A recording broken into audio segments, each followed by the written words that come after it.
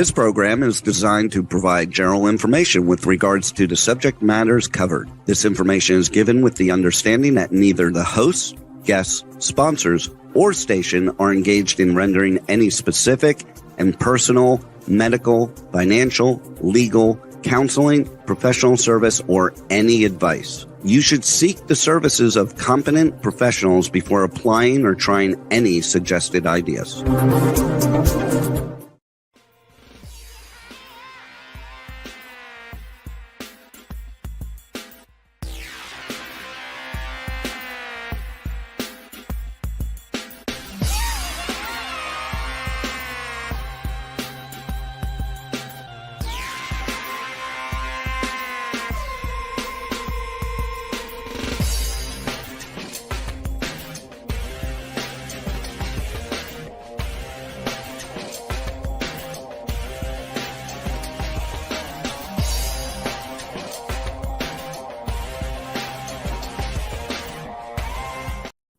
Hey there, Brian. It's Brian Sebastian, movie reviews and more. And if it's Tuesday, obviously we're live. So if anybody's having technology problems, you're officially in a retrograde. That's all it is. That's what's happening. Oh, Rachel. Yeah, Kenny, absolutely. as we're waiting. And Diana, who's sitting next to me, who should have been upstairs. And Deborah, welcome to movie reviews and more. So I got to kick this off. All right, so live on K4HD Radio, Talk 4 TV, Talk 4 Media, streaming on over 100 outlets as usual around the world, and iTube 247 out of Franklin, Tennessee, where we have over 13 million views and counting. Very happy about that. So I got to say hi to Rachel. We had a nice chat today on Coffee Talk. She's going to talk about that later. Our friend from Northern, oh, by the way, she's from Houston, Texas, and you have to support her. She's got coffee mugs and things like that too. And she was going to talk about all the other stuff she has going on. So I may be able to hear you here and there because I had to take my headphones off so Diana can listen. So that's why this is the fun part about movie reviews and more. You kind of just go with it, and what happens, we get the best out of it. Got to thank my engineer, Rebel, who's in Louisiana. She's probably thinking I'm nuts. Got to love Howard Wiggins, because here's the thing about Howard. One of the world's leading top 35 interior designers, that actor, that great dancer, Howard, for whatever reason, I haven't put anything up new. They're clicking on your dance videos like I just uploaded it. I don't get it, but I'll go with it. They just love you. I don't know what it is. It's about energy, like we were talking about last week. We'll talk about more about that. And then my friend, I'm so happy that he's on. I wanted to make sure that he did this with Kenny. I'm going to work on the back end getting him on. The one and only Jeremy Van Bert. So Jeremy, let's start with you first. Introduce you who you are, followed by Rachel, followed by Howard, and then Deborah. We're going to go into you. All right. Go ahead, Jeremy. Take it away. Hello there, my name is Jeremy Van Wert, and I help people become their best selves. I've been working with people for a really long period of time in helping people balance their lives, their spirituality, get themselves going. I also have a book that just came out, There Is More, Living a Life of Expansiveness in a World That Is Not Perfect. And it is about aspiring to be the greatest that you can possibly be. So that's the kind of work that I do. I work in the spiritual realm. I work with psychedelics. I work with married couples. I work with individuals. And that is what I do. And I used to play a lot of drums. Oh, and by the way, we got 3 drummers coming out. Well, 2 of us are here right now, and then Kenny will be a 3rd, so that'll be interesting. Howard, take it away. Howard Wiggins Interior Design. I'm one of the world's top 35 interior designers. I've got a new kind of design I'm promoting. It's called Stacked and Layered. You can watch the stuff on my Facebook page. I'll show examples of it. I just did a TV movie that you can come and watch on my Facebook page. It's my father forced me to marry a billionaire, and I'm the billionaire, and I'm a really mean guy. So I kind of like playing that part because I had to think some nasty thoughts to say what I said, but you'll have to tune in and see what I did. So anyway, that was fun. And we can't wait to see that one, Howard. Pretty much. Yeah. All right. So Rachel, take this away. Let's talk about what we did for Coffee Talk and everything this morning. Okay, my name is Rachel Ann Roberts, and I'm a little chef here in Houston, Texas. And I have a little show in the morning called Coffee Talk, and I had Brian on as a guest this morning. It was a lot of fun, and we discussed what we were going to talk about tonight on this show. And I've been working with Brian for several years, being a co-host for Movie Reviews and More. I'm also on Adventures of Pipe Man with Rebel, our engineer in the background, and we have a lot of fun. So working on a little book myself, Eating Clean, Drinking a Little Dirty. I made a hot sauce to show you guys tonight. We'll talk about that later. But so And that's funny. All right, so Deborah. All right, so I love this trailer. I haven't even seen this movie yet. So here's the thing. I love Sean McNamara. He's one of my favorite directors. I love the stuff that you've been doing lately, so that's been fun. So when you win, I've been to the Boca Raton Jewish Film Festival. So congratulations on that. That's a great win for you guys. So when you can have that, I think it's the audience award, I believe, like that. And by the way, so you're that writer, that producer, that director. And now you can say you were an award winner. In case you never knew that, I'm claiming it for you for the first time. So if anybody said, Brian said I could say you're an award winner, I'm the first to tell you that you could say that you're an award winner. And when you work with Ron Bass, who's written Rain Man, who's one of my favorite screenwriters, you can't go wrong with that. So talk about also this, winning for Best Actor, Best Director, Best Feature, for the other film festival, Myrtle Beach Film Festival. Talk about it. So talk about this movie, talk about this trailer, and it's a true life movie. And I can't wait to see this in November. Yeah. So the movie's called Bow, Artist at War. And it came about from me actually going to Israel for the first time in 2009. And I met these ladies who tell their parents' story. They go all around the world. They tell the true life story of their parents, who are actually the couple that got married in Schindler's List. It's a very short scene, but it showed two people getting married in the women's barracks. But it's their story of how they saved hundreds of people, actually thousands, out of the Plaszow concentration camp in Poland, and how they did this all behind the evil commandant's back. And the husband, Joseph Bow, he ended up becoming the top forger for the Mossad. So it's their story of how they fell in love and then how they survived and what they did in Israel afterwards. Talk about when you found out that you ended up getting an award for this as a whole. You know, that's got to be something, because again, I've always said this. I don't like it when a film wins a best feature, but the screenwriter doesn't get anything for the film that wins an award. I've always said this. I find myself yelling at the Oscars if I'm not there in person, saying the film didn't write itself. The screenwriter should win for that because the film won. That bothers me. So for this, you have something that's great. And I haven't even seen it, but the trailer captured me in 10 seconds. Thank you. But I'm not just the writer. I was the main executive producer on this. So for the feature, getting best feature, it actually has gotten it in 4 different film festivals, that, of course, it feels amazing. It feels wonderful because it took me 15 years to get this movie made. So you can imagine, going up there and getting that award. It's like, wow, this actually took place. It actually got done. So I'm very grateful. Jeremy, I saw your eyes light up for a minute there. You were like thinking of things. No, I was. This sounds like an absolutely incredible story, a really harrowing story that's important to be told. It had to be, at times, an emotional story to act out and to be a part of in telling something like this. It sounds so deeply meaningful and emotional. Can you talk a little bit about the process, and at times when it was just really, you were glad to be there and be doing this?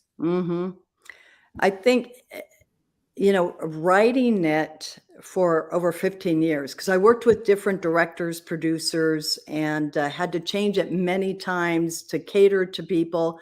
But at the same time, I wanted to be true to the daughters. The daughters are the ones that really inspired me. they represent their father's office, which is now a museum in Tel Aviv.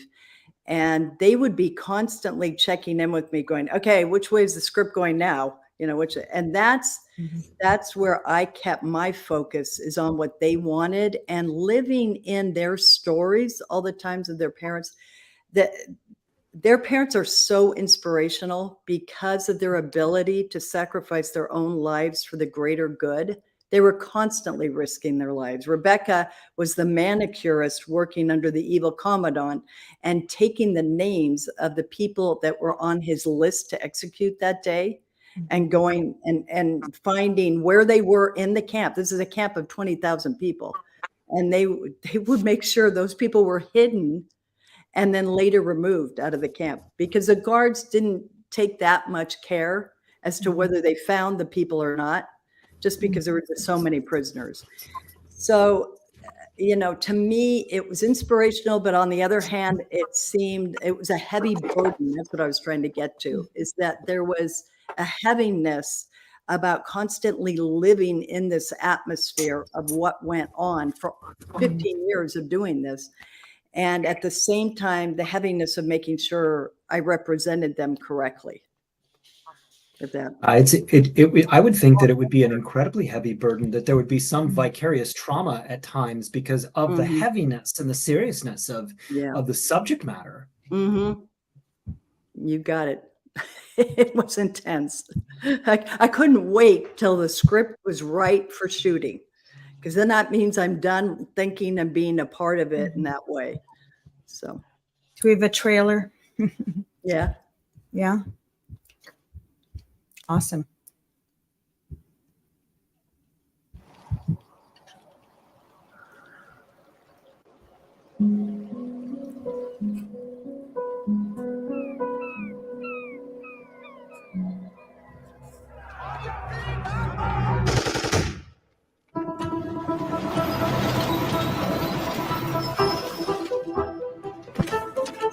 Oh, I do not speak German. You can kiss my ass as you like. You didn't. Is this my deposition or yours?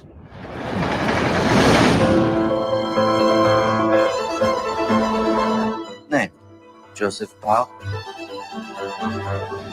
Why are you here? You're a new map maker, Commandant. Then you could be of service. Unfortunate. For you. Is it possible to change my seat? How does this work? I'm waiting for the sunshine. Looks like you might have a problem. Maybe you can be my sunshine. Mama, I met the most wonderful woman for being my sunshine. Only you yourself would find something like that in a place like this.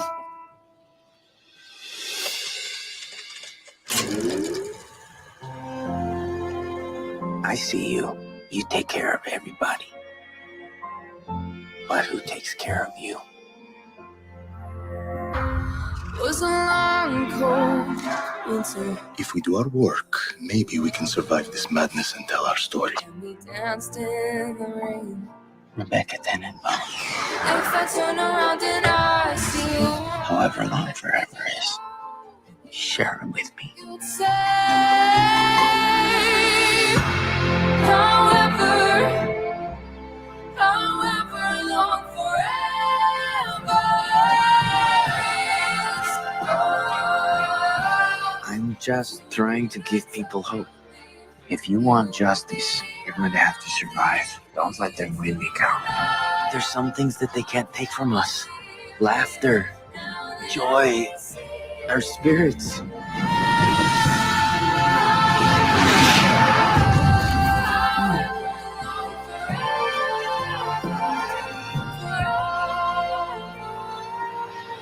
I still think you're a crazy person. Warn me if that ever changes.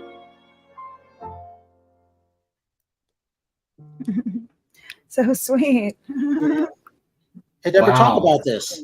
I always say it takes between an average of 7 years to make a documentary. But when you're doing a real life story like this, and you have someone like Amelia, who's a great actor, and I didn't know you were exec producer on this, so I don't know how I didn't know that. I'm even more impressed with this, because we were talking a little bit about this when Sean was on about his film Reagan. And I go, Sean, you've got 2 movies that are possible award contenders. Congratulations. That made me happy. And I'm like, I really look forward to seeing both of them, not only Reagan, which opens August 29th, but this one that opens is in November. So that's a great thing. Talk about this. Explain to the audience why it takes so long to get good films done like this. And all of a sudden after this, I decided I got to go to Jerusalem afterwards because I keep picking all these great Jewish films. And, I feel like, well, half of me is kind of Jewish in a way because I always support the Jewish Film Festival in Beverly Hills and anyhow. So I'm always invited to everything. So I might as well be Jewish. Yeah. Talk about that real quick. And then we're going to bring in Kenny on the phone. Yeah, I'm not even Jewish, but it so moved me. When I heard their story, I was like, yeah, I'd never made movies. I'd never done a thing in the movie world. And when I heard their story, I went up to them and I said, have you guys ever thought of making this a movie? And they said, we've been praying for somebody to do that. I said, oh, okay, I'll do it. No problem. Little did I know how much it took to make a movie. And so the reason it took so long in my case is because it was my learning curve. I hired writers and then I didn't like what I was seeing. I hired producers and I just couldn't get the right fit until I met with Sean and David. Then I knew they had the heart. They had the right heart and they had the right, what would you say it? The way to make the film the best it could be. That's really what I found with Sean and David. And so I was so grateful that they were interested and they wanted to be a part of it. So. All right, Deborah, don't go anywhere because Kenny was looking forward to seeing this trailer too. When he found out that you were on, he's like, oh, this looks great. I'm into this. He happens to be Jewish, which I didn't even know that. So, Jeremy, you get a chance to introduce him and we're going to have Kenny talk on the phone. Oh my gosh. Best case scenario. All right, so Jeremy, you get to say whatever you're going to say. We're going to all listen. Kenny's on the other end. Not too much pressure, Jeremy. Anyhow, go for it and have fun. Kenny Aronoff is one of the most influential and in-demand drummers and percussionists in the world. Growing up in a small town in western Massachusetts, Kenny is a self-taught drummer who went on to study with members of the Boston Symphony Orchestra, earned a prestigious performer's certificate with Indiana University School of Music. He joined the John Mellencamp band in 1980, recording 10 albums and touring with Mellencamp for over 17 years, and has since become a legendary studio musician, contributing to records with over 300 million in sales and more than 1,300 RIAA certified gold, platinum, or diamond awards. Beyond drumming, Kenny is a best-selling author, television show host, and accomplished corporate speaker. His accolades include being named the #1 studio drummer by Modern Drummer Magazine and Drum Magazine multiple times, as well as being listed among the top 100 greatest drummers of all time by Rolling Stone Magazine. So my first question is, why are you so lazy?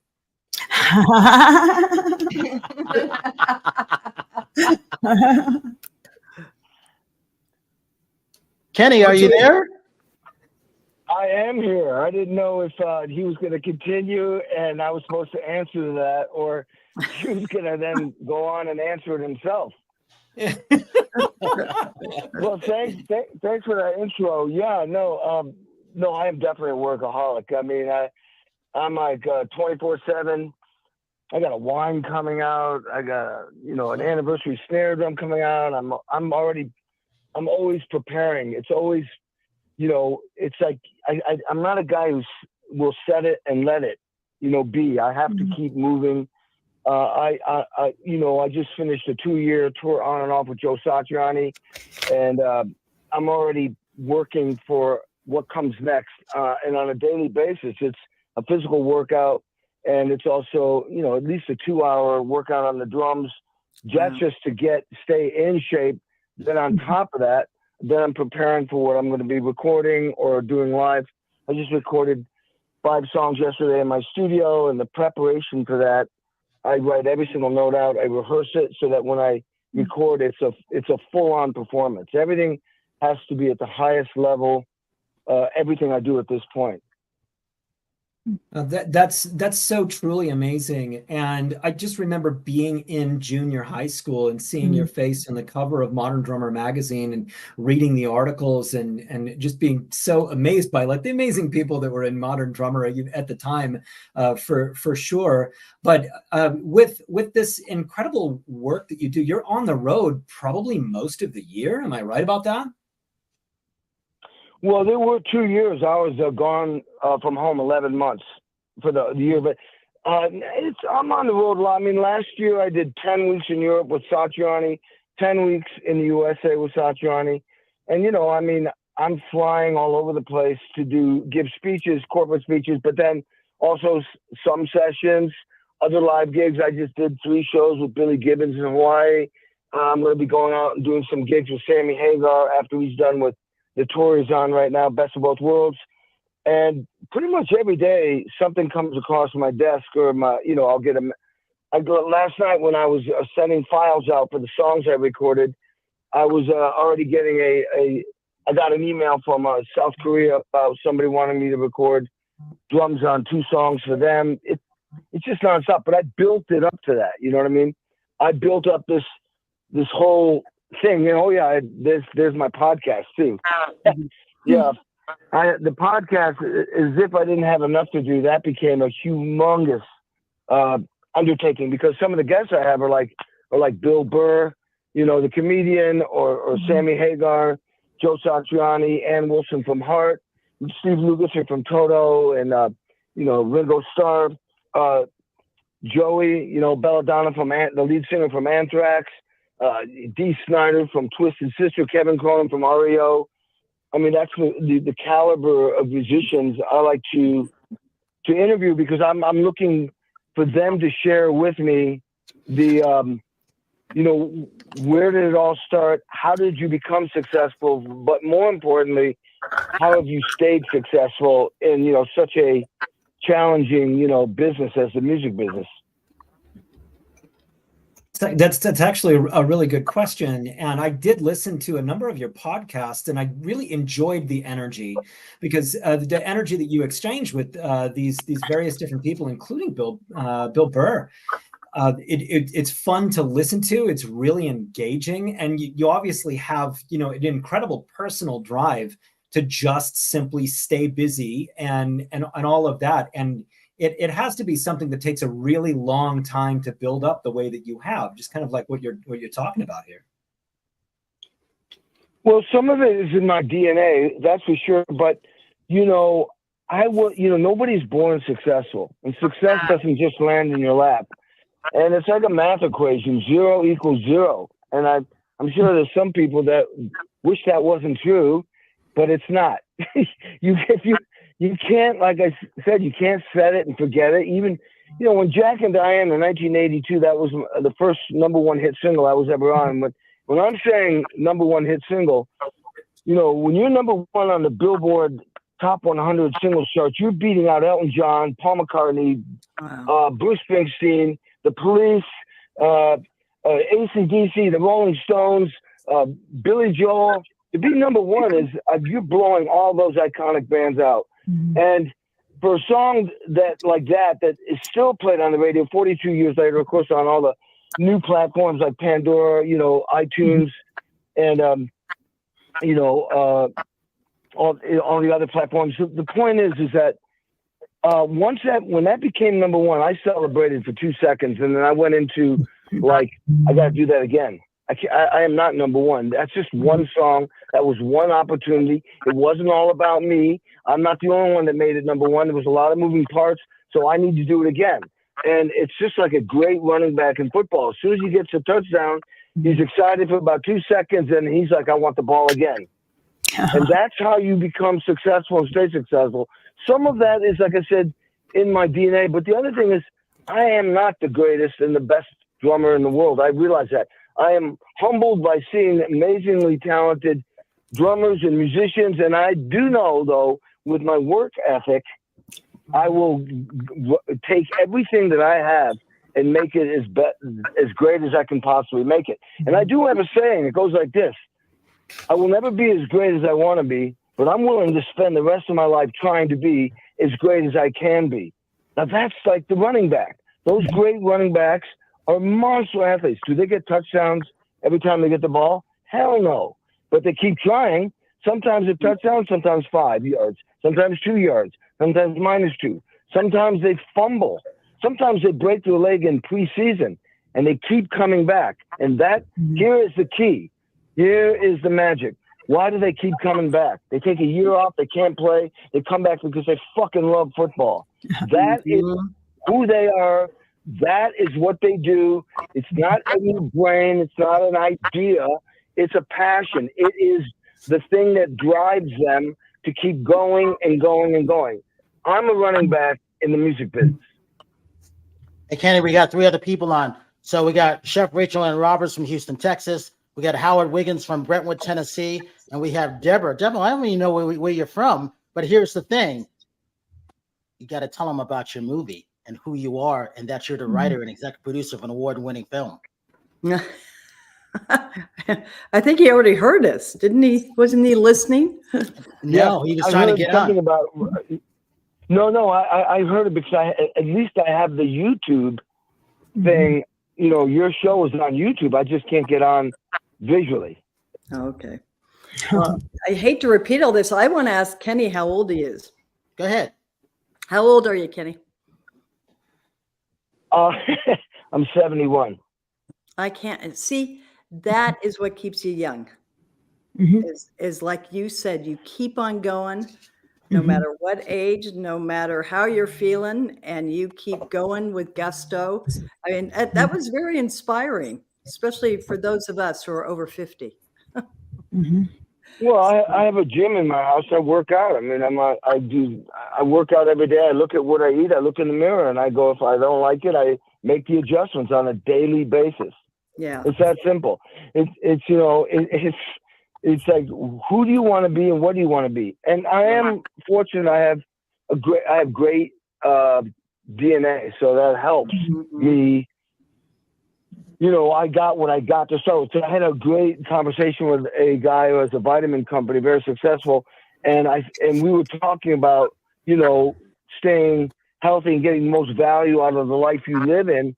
But he said, you know, it really comes down to, it starts with your DNA, you know, and some people just have, you know, a constitution that, you know, if you take care of yourself and push yourself, it will respond in a favorable way. Yeah. Hey, Rachel, you got a question for Kenny? So yeah, I'm Kenny. I'm 50. I'll be 51 in a couple weeks. So I definitely I can understand. You know, I'm writing a little book, Eating Clean, Drink a Little Dirty, but I definitely understand taking care of yourself, and I agree with all of that. Yeah. I've been listening to your music for a very long time. So yeah, very happy to have you on, even if we can't see you. Yeah. Well, I can see you guys. You can't see me, but I'm watching it on YouTube. And thank you. I mean, the thing is, I mean, I drink wine. I love red wine. You know, I have my second bottle of wine, Uncommon wine, coming out next month. But I mean, the thing is, you know, you just take inventory the next day. If you had too much to drink, you got to pull it back. That's all. Yeah, pull it back. The bottom line is for me to perform at the level I want to. And I mean, I've done shows that are like 3 hours long, full tilt. I can't do it any way but 150%. And in some cases with John Fogerty, we'd have a 3, sometimes 4 hour sound check. And he demanded that I play at full volume, at full power. Oh my God. I mean, that's serious. That's like, you know, you gotta be in shape. So if you show up with a hangover, you won't do that the next day. Hey, Howard, you got a question? No, I loved his music. Jack and Diane, that's awesome. So yeah, I go back. I'm 71 also. So great. I relate to everything he says. So yeah. Hey, Kenny, talk about this. What was it like? You know, you went to UMass instead of UMass. You hang out in Indianapolis all the time. I'm a drum corps nut. Jeremy is a drummer too. So there's 3 drummers here. Obviously, we all bang harder, which is great. We have a chef, we have an executive producer, we have a screenwriter, we have another actress, director, and model here, and we have an interior designer and an actor and a dancer. So you can't go wrong with the show, even if technology is not working, right? Mm-hmm. True. Mm-hmm. Did you hear any of that, what I said, Kenny? I heard everything. You can't go wrong no matter what. And then all of a sudden, bam, you were gone. I heard you. I heard you introduce everybody, and then you went blah blah, and then you were gone. Sorry. Oh, so here's about this. People don't know. I mean, I was watching the Willie Nelson documentary, and it's Ray Charles is there, Leon Russell is there, and Willie Nelson. And all of a sudden, I see this drum. I'm like, I didn't know Kenny played there the last time Ray Charles played. Talk about that scenario, because that's what made me call you. I'm like, I didn't know that. That's why I love documentaries. That's why I love movies. Mm-hmm.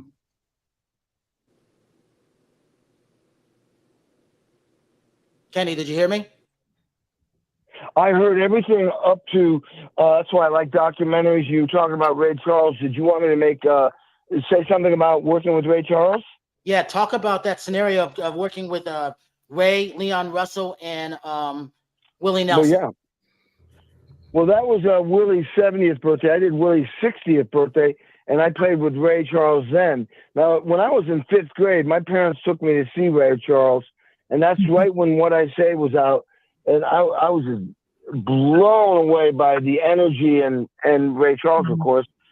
So for me to play with him was like, wow. I mean, that's just like when I played with Paul McCartney and Ringo Starr, the two remaining Beatles, after I'd seen them, 50 years after I'd seen them on TV, on the Ed Sullivan Show. So playing with Ray was like, I mean, it was breathtaking for me. And I was told, I didn't get to talk to him or say hi to him, but I was told that the key to playing with Ray Charles is to watch his foot, not his shoulders. Don't watch his upper body.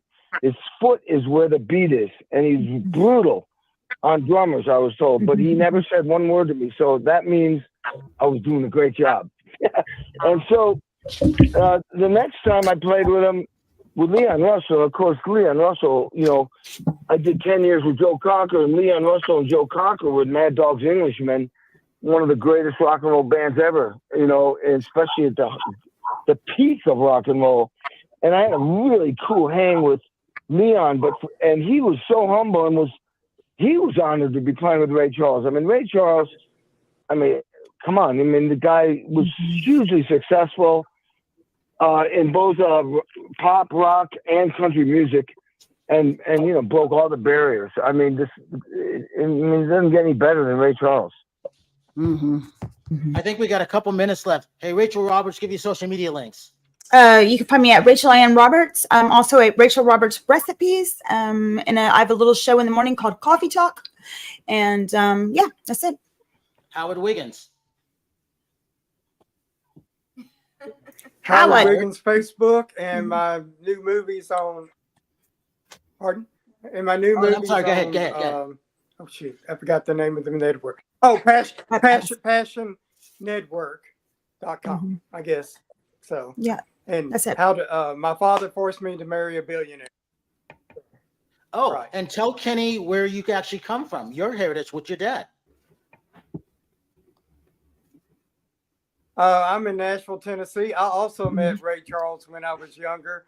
I was backstage at the Grand Ole Opry. He was doing the Johnny Cash taping, and I went and asked him for his autograph, and he wouldn't give it to me. And I went back to my father and I said, "Why didn't I get Ray Charles' autograph?" He said, "Because he's blind. He could be signing a check." I didn't think of that. I love that story. That's great.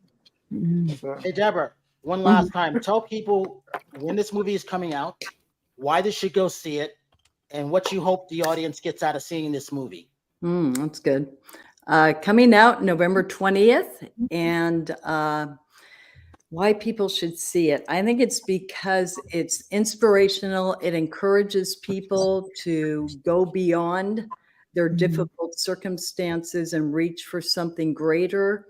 It's what I'm hoping they get out of it is to be inspired to wake up the next day, to want to do more with their life, to want to find the blessings in every moment. That's kind of the way these two lived, because they had so much coming at them that they learned to be thankful for everything that was brought their way that could help them get on to the next moment. So that's what I'm hoping people will get out of this, to be inspired by their lives, so that we can all kind of follow in the same way and all get along. And also social media links. And social media links too. Oh, just IMDb. That's the only thing I'm on. I've got a couple of movies, TV shows that I'm working on. So. Oh, anything you could talk about? Yeah, I have a sci-fi that I'm working on that Sean will be helping me with too, and my son is helping me write it. It is all about, I call it Voices, and it's about two cities. One's Vespacia, the other is Trash City, right below Vespacia, hidden out of sight. But these two cities are in a time where there's only a third of the earth left after Third World War. And it's how the people up above, who are all DNA enhanced and very perfect in all their ways, according to what the government tells them to do and how to think and how to function, compared to the city below, where people have been thrown out. Basically, the city below thrives, where the city above, Vespacia, doesn't even know they exist below, but they're living off the trash of the Vespasians. And so it's it'll be very interesting to see. It'll be multi-seasonal, maybe 8 episodes per season kind of thing. I love stuff like that. I can't wait to see that. I mean, I'm really interested in sci-fi like that. That's all right. Thank you. Do you know, has somebody picked it up already? Nope. I'm just finishing writing the pitch deck, and I've got the pilot written and the Bible, what they call the Bible, for the series. So Kenny, I've been told we got 10 more minutes. So Jeremy gets to ask a couple more questions. Go ahead, Jeremy. Yes. Can you play Wipeout? Can I play Wipeout? Yes, I can. I can play with my feet or my hands. So I've got a question for you about just the fun of performing, because I imagine that, again, I mean, everybody looks like they're having a good time even when they're not, when they're performing. What are the kinds of performances, the kinds of environments that you enjoy the most, that are the most freeing and the most fun for you when you're playing with other people? What's that like? Well, I enjoy every performance, even if I'm by myself practicing. I enjoy the drums. It makes me feel good mentally, physically, emotionally, and spiritually. It's what I love doing. Obviously playing in front of, when I did the Kennedy Center honors, where you're playing in front of, like, I'm honoring Led Zeppelin or The Who or Billy Joel or Springsteen or Sting, and you're playing with the greatest musicians in the world, with the greatest, that is like the Super Bowl. And those things they're very intense moments, but it's the greatest. It's the greatest feeling. I enjoy what I do so much, and I enjoy, music and drumming so much, and I enjoy interacting with people so much that entire environment is so gratifying on so many levels. And it's not like one. I guess some are more exciting than others, but it's all under the heading of incredible. It's just a great feeling, a great experience. At the times in your career when you faced some amount of adversity, times when you had to really push, times when you were really tried, what were the kinds of values that you had that really kept you on track? It's funny because, when I first went on tour with a big act, with Mellencamp opening up for the Kinks, I was terrified, absolutely terrified. And if I made one mistake, it would bring me down, and I persevere, but it really affected me. And what I've learned over my career is to I call it the Tom Brady effect, where you completely shrug that off and get past it immediately and think about how you're going to score a touchdown. In other words, I don't even say the word mistake or failure anymore. About those words were out of my vocabulary. Sometimes events happen that you wish hadn't happened. That's the way I'll say it. And the goal is, the North Star is to persevere and to be focusing on like that never happened. Or the amount of energy you put into focusing on what you just said that you didn't want to happen will distract and take away from doing an excellent job. I value that so much. And that's what I learned over the years, is that you just push forward. You don't think about what just happened. That's done, gone. You got to focus on where you're trying to go, what you're trying to do. And in my case, usually I'm reading music. I have tempos. I have cues. I have to be ready to problem solve. Usually when you have a band of 15 people, like when I do like the Kennedy Center Honors, all kinds of things can go wrong. The artist can mess up. My job is to solve that problem within seconds and push that thing forward. And I love being in that position. Mm-hmm. Mm-hmm. Kenny, talk about when you walk into the room, you're looking for the most important person in the room. I do the same thing. And you can't really walk in with your ego, but at the same time, you have to have a little bit of that because it's show business. Talk about what that's like when you, in that speaking world, when you're walking into that room. Well, it's actually, for me, it's realizing who's the most powerful person in the room. And the only reason why I do that is because I like to understand what the vibe is in that room and I treat everybody the same, but it's good to know who's the king or the queen so that you will honor them because there's a reason why they're that person. And in my case, a lot of times they could be the people that I'm either supporting and serving, or they're the boss. And you don't want to, say anything or do anything that's going to insult the boss, you might say. But I like to just know, I like to understand the room I'm in. And but at the same time, when I walk in, I try to walk in with so much, it's a natural thing for me to do. Just walk in as Kenny Aronoff. I'm,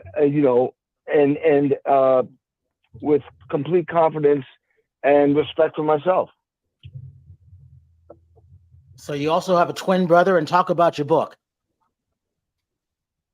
Yeah, I have an identical twin brother. He's a psychoanalyst, and my book, Sex, Drugs, Rock and Roll. Yeah, it's basically about how I became successful and I've stayed successful. Some of the things, and that's some of the things I talk about in my podcast with everybody. Everybody, like I said, didn't just get born successful. And my story is what I have done to get where I am and stay where I am.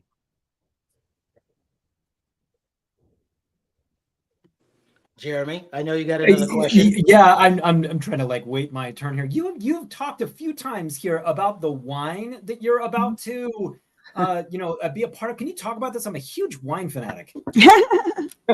Yeah, the first it's called Uncommon Wine. It's a Napa Valley wine. The winery is called Smith Deborah. And the first bottle was a Cab Syrah, incredible bottle of wine. I don't think there's maybe 10 more left of that. Very, very rich, very full. The new wine that's coming out, well, it's out now, but we're going to launch it. Is a Cabernet Merlot, and we're just trying to figure out. I have somebody working with me, Anna Maria. We're trying to figure out exactly where we're going to launch this. It might be in LA and it might be in Santa Barbara also. But if you go on the website, Smith Deborah, I think it's on that website already. I'm going there right now. And Deborah, you have another question for Kenny? I'm sorry, were you talking to me? I know, I was asking Deborah. You have another question for Kenny? No. What about your podcast? How do we watch your podcast? Okay, the podcast is called the Kenny Aronoff Sessions. Go on YouTube. That's the best way to see it. You'll see they're all up there. If you go to Kenny Aronoff Official on YouTube, you'll find the Kenny Aronoff Sessions. Or you can just put in Kenny Aronoff and Bill Burr, and that'll show up. And then you'll see all the different podcasts. right now I'm on Rick Beato's. I was a guest on Rick Beato's podcast, who has 4.4 million subscribers, and right now I'm about to break into 300,000 views in less than 2 weeks, which is great. And there's a lot that the situation there is I'm the one that's being interviewed, and I'm also performing. He specifically wanted me to be behind the set of drums, and that's pretty powerful. My podcast is more of me, although I have people playing. I had John Resnick from Google Dolls play. I had John 5 from Marilyn Manson. He's now with Motley Crue performing, and Steve Phil X from John Bon Jovi's band, or Bon Jovi. And so, yeah, check it out. I think the visual is awesome. Is incredible. All right, Kenny, when it comes to movies, what are you liking these days? Because you're doing a lot of stuff, obviously, and you're not slowing down. You don't look 71, and neither does your twin, so that's a good thing. But what are you seeing movie-wise? Because obviously, I'm a movie whore. Deborah's a screenwriter and executive producer. She's got some things coming. So what are you liking when it comes to movies? I like authenticity. I'm like, two of the favorite movies that I saw, it came out a couple of years ago, was like The Darkest Hour with Gary Oldman. It was genius. Everything about the storyline, the lighting, the acting was, and he of course won the Oscar for that one. I loved Hostiles. I saw the premiere of that with Christian Bale. I just love the fact that they shot it in film. They shot it in sequence. The director, Cooper, I'm spacing his first name. Cooper had, he would sit around the campfire at night and they would discuss where the movie was at. And he was open to adjusting the script to make it better. He also did, Scott Cooper's his name. He also did another movie with Christian Bale. What was that one called? Out of the Furnace, maybe?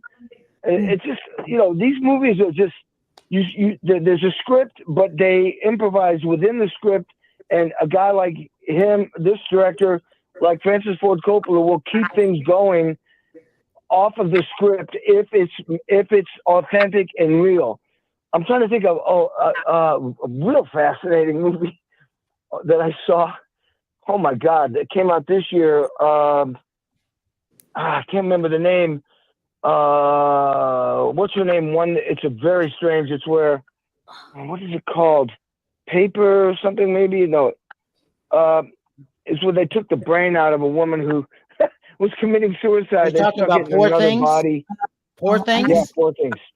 Woo! That movie was fascinating to me because I had no idea what was happening, and the acting was incredible, and it was just like, are you kidding me? Is this really happened? And it was done very well. I love the coloration of it. I love the directing. I mean, everything about it was unique and special. And there were some movies. Yeah, I won't say the movies I didn't like because I don't want to insult anybody. But I tend to go for things that are real and authentic. And I know there's some other movies out there, but I go back to movies like. So I go back to The Darkest Hour. I'll always go back to Apocalypse Now. I'll always go back to the Godfather movies because I always see something special in them, and I don't get bored of them because the acting is so phenomenal. We got about 60 to 90 seconds left. Deborah, I got to ask you this. You can't get out of here. What made you want to be a screenwriter, and how did you become an executive producer? I was the only one that wanted to pay for it. I also kind of heard this voice inside me saying, if you really care about this, you should be the one to sacrifice the most, right? So I did that. And I love storytelling. I love it. I love to read stories. I love to watch movies. And, not as well as Kenny does. He's got quite a wide variety of films there that he knows about, but I do love watching movies. I really do. And I love to see them told, with excellence. All right. One last time. Rachel Roberts, social media links. Find me at Rachel Ann Roberts, Rachel Roberts Recipes and Coffee Talk. Howard. Howard Wiggins Facebook, and I'm shooting a movie this Sunday called Without Warning. I'll be playing the part of a policeman, and so look for me then. Kenny? It'll be in the theaters. Well, you can go on. I'm on every social media platform. Instagram, Kenny Aronoff. X is Aronoff Official. Facebook, I got 3 Facebook pages. It's my name, and I think LinkedIn, the same thing. And Deborah? TikTok, of course. Yeah, I'm on LinkedIn and IMDb. I'm very boring when it comes to social. You are not boring. If you wrote this movie, you are not boring. No. Okay. Jeremy. Mindfulmutiny.com. All right. So as I always say, thank you, everybody. When technology doesn't work, it sucks. When it does work, it's wonderful. Just like the man who saved the internet with a sunflower we had on. If it weren't for him, we wouldn't be doing this. And Kenny, thank you for getting on. I always say this. Have a good night tonight, a better day tomorrow. You see someone without a smile, please give them one of yours. I'm Brian Sebastian. Thank all of you, and we will see you next week. Thank you.